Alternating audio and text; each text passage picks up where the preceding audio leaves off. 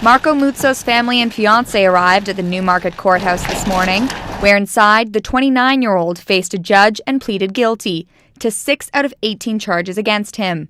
The judge read the charges one by one, and each time Muzzo head down responded, guilty.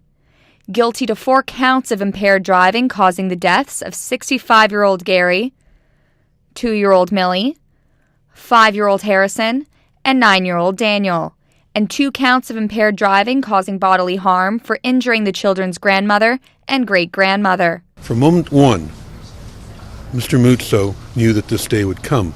Not long after, Muzzo was released on a $1 million bail, granting him 19 days of freedom until sentencing on February 23rd.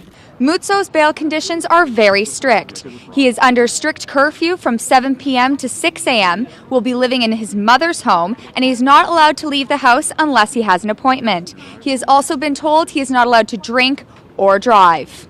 Muzzo was driving home from Toronto Pearson Airport, going 85 kilometers an hour, when he ran a stop sign, striking the Neville Lake family vehicle.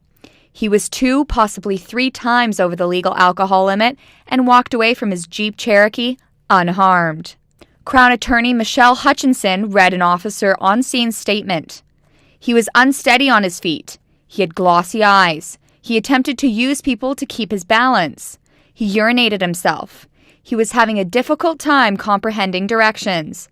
And he had a smell of alcoholic beverage emanating from his breath. Jennifer Neville Lake was asked if she would ever forgive Marco Muzzo for killing her father and children.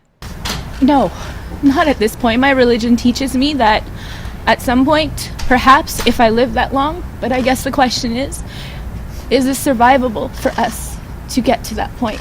Because in order to forgive, you have to go through, I'm not a saint, you have to go through the periods of hate and grief and everything. And I'm nowhere near that. The court process is not over yet for Neville Lake. She's back here in 3 weeks when Muzzo will be sentenced.